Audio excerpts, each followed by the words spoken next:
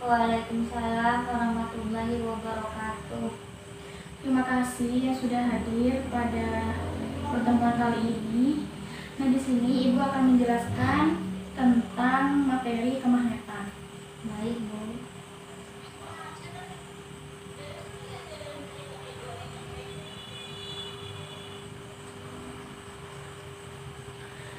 Nah, seiring berkembangnya zaman, paparan medan listrik dan medan magnet terhadap manusia tidak dapat dihindari lagi.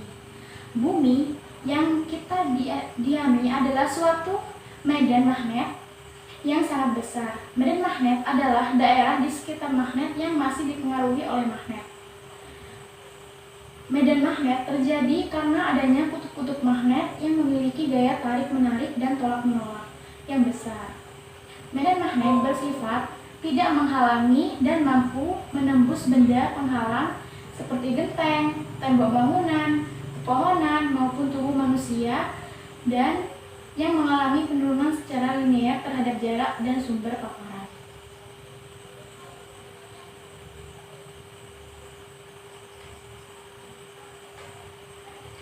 Baik, kita lanjut. Semua benda yang berada di bumi dipengaruhi oleh medan magnet, termasuk unsur-unsur pada tanaman seperti senyawa organik dan dalam sitoplasma dan unsur-unsur hara penyusun jaringan pada tumbuhan.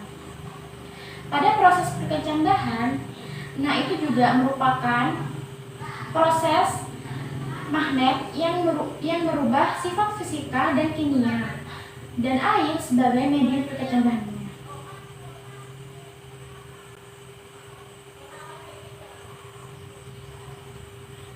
Lanjut ya. Ya, Bu. Baik, Ibu lanjut. Nah, untuk gejala magnet memiliki peranan penting hampir di semua alat listrik yang digunakan dalam industri, bidang penelitian, aplikasi teknologi rumah tangga. Nah, untuk generator, motor, transformator, pemutus rangkaian, televisi, komputer, dan telepon semuanya menggunakan pengaruh magnetik untuk dapat beroperasi. Nah, untuk saat ini peralatan penting menggunakan listrik itu arus bolak-balik dengan frekuensi tinggi. Oleh karena itu, banyak komponen tersebut menggunakan magnet lunak seperti soft magnetik untuk menjalankan fungsinya masing-masing. Untuk soft magnetik itu merupakan pilihan yang tepat untuk penggunaan pada arus bolak-balik dan frekuensi tinggi. Karena itu, soft magnetik bisa mengalami magnetisasi dan dapat didemagnetisasi berulang kali dalam waktu yang singkat. Nah, kalian jika ada yang ditanyakan bisa ditanyakan ya. Ya, Bu. Baik, Ibu lanjut. Nah, untuk soft magnetic material memiliki ciri spesifik yang diantaranya itu induksi jernih, medan korsif rendah, dan permeabilitas maksimum atau itu tinggi. Nah, untuk soft magnetic dapat dibuat menggunakan metode metalurgi serbuk dengan pertimbangan antara permeabilitas, rugi-rugi, dan biaya dari bahan tersebut. Pada umumnya, untuk soft magnetic terbuat dari bahan utama serbuk besi atau disebut dengan Fe. Kemurnian Fe sangat berpengaruh terhadap sifat-sifat kemagnetan seperti koersivitas dan permeabilitas. Semakin tinggi kemurnian Fe, maka berpengaruh pada permeabilitasnya dan juga semakin tinggi. Pada penelitian kemagnetan itu dapat pembuatan soft mag menggunakan bahan serbuk besi dengan menggunakan material serbuk besi dari laminates, sehingga diharapkan dapat menurunkan biaya produksi untuk pembelian serbuk besinya. Karena untuk serbuk besinya ini cukup mahal ya.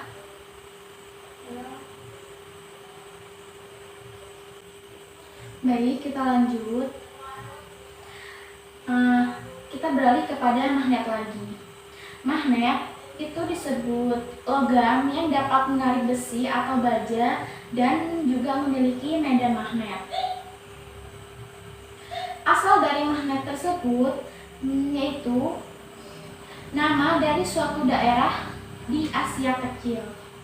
Menurut cerita di daerah tersebut, sekitar 4.000 tahun yang lalu telah ditemukan sejenis batu yang memiliki sifat dapat menarik besi atau baja atau campuran logam lainnya.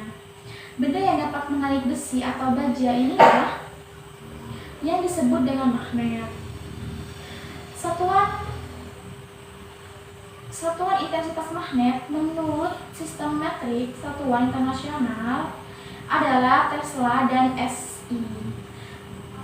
Unit untuk total flux magnetik adalah Weber atau disebut 1 Weber per meter persegi sama dengan 1 Tesla yang mempengaruhi luasan suatu meter persegi.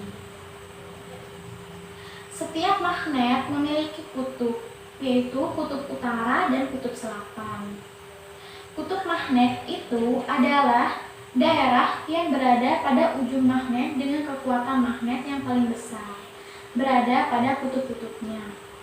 Benda dapat dibedakan menjadi 2 macam berdasarkan sifat kemagnetannya, yaitu benda magnetik dan benda non-magnetik. Benda magnetik adalah benda yang dapat ditarik oleh magnet, sedangkan benda non-magnetik adalah benda yang tidak dapat ditarik oleh magnet. Seperti itu ya. Ya, Bu. Nah, untuk medan magnet sendiri itu adalah daerah di sekitar magnet yang masih merasakan adanya gaya magnet.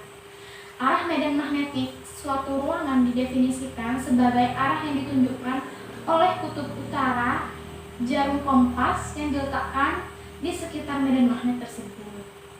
Nah, dalam medan magnet terdapat momen magnetik.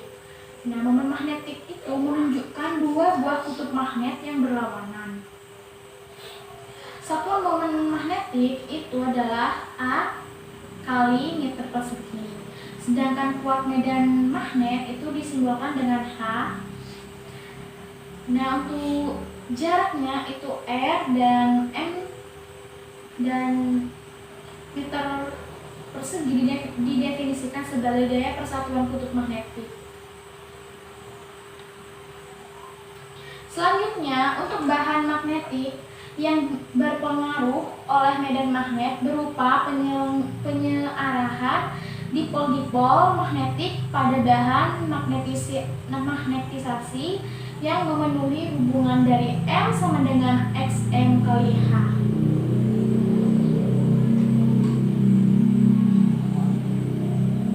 Nah, untuk tugas minggu depan nanti Ibu akan kirim lewat grup WhatsApp ya. Baik, Bu. Nanti materinya akan Ibu share juga lewat grup. Nah, terakhir di sini itu ada magnet lunak. Magnet lunak itu adalah material yang mudah dimagnetisasi serta mudah pula mengalami demagnetizasi. Magnet lunak merupakan pilihan tepat untuk penggunaan pada arus bolak-balik atau frekuensi tinggi karena dapat mengalami magnetisasi dan demagnetisasi berulang kali selama selang 1 detik. Spesifikasi yang agak kritis untuk magnet lunak adalah induksi jenuh atau disebut dengan tinggi, medan kohersif atau rendah, dan permeabilitas maksimum atau disebut juga tinggi.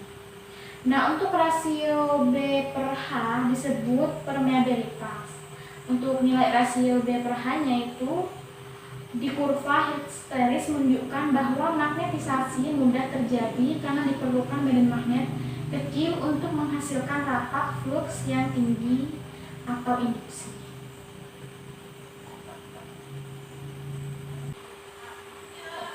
Nah, untuk minggu depan Ibu akan bahas secara rinci untuk macam-macam dan penggunaannya ya. Ya, Ibu. Nah, untuk hari ini cukup sampai di sini aja materi yang Ibu sampaikan. Kurang lebihnya Ibu mohon maaf. Terima kasih yang sudah ikut dalam materi hari ini. Terima kasih. Wassalamualaikum warahmatullahi wabarakatuh. Waalaikumsalam warahmatullahi